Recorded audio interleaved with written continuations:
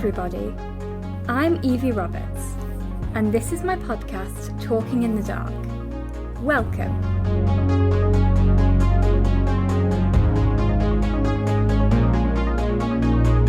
The aim of this podcast is to raise awareness about blindness, visual impairment, and disability in general, in a happy and light-hearted way.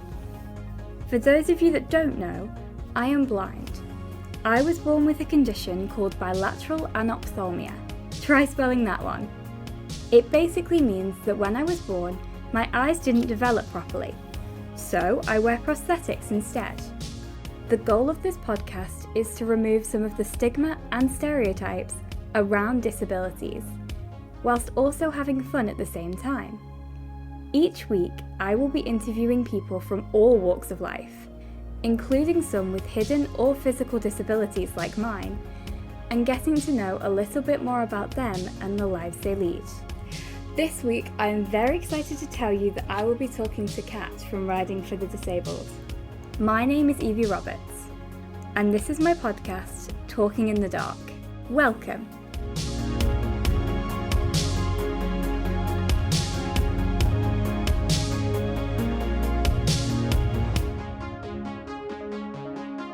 Hi. How are you? I'm very good, thank you. And how inspirational was that introduction?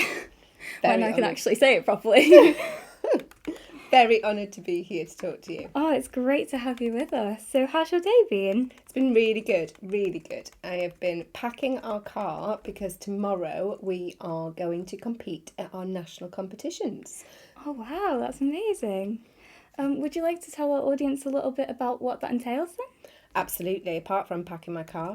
It entails taking 3 of our competition riders to who have qualified at our regional qualifiers that was held a couple of months ago to a college called Hartbury in Gloucestershire, and we take over the whole college as Riding for the Disabled, and we compete in our national competition.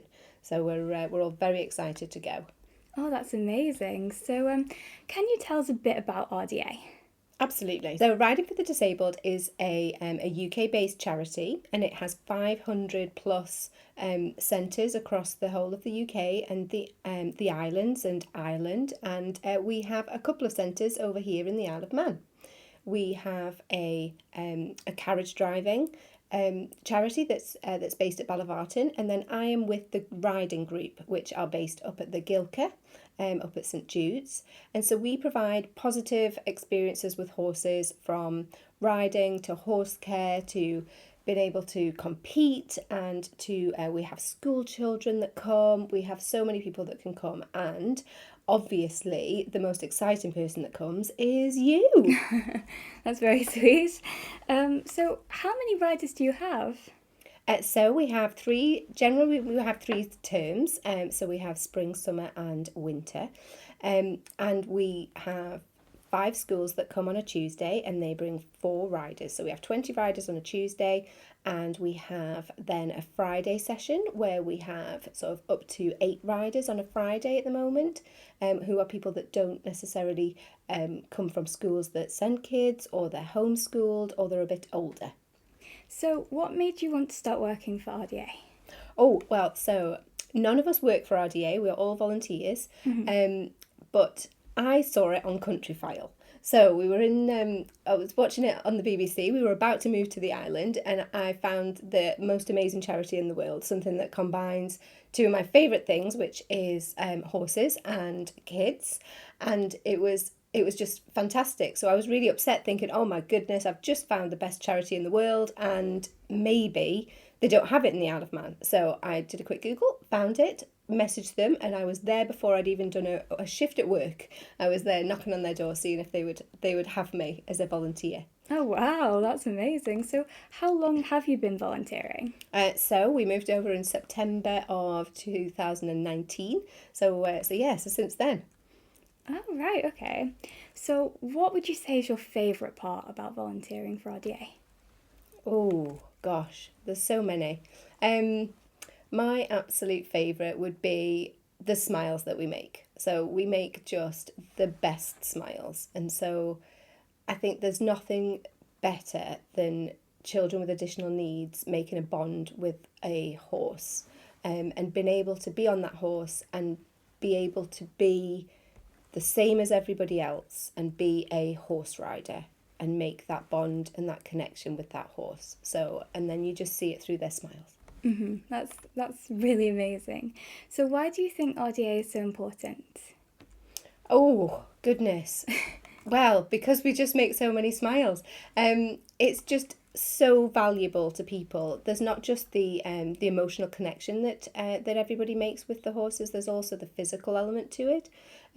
So we have a lot of kind of the hippotherapy side of things, where the movement really helps people with their posture. We've had a lot of kids that have developed through the years that have really been able to sit up, and it's absolutely massively improved their posture and their sort of flexibility.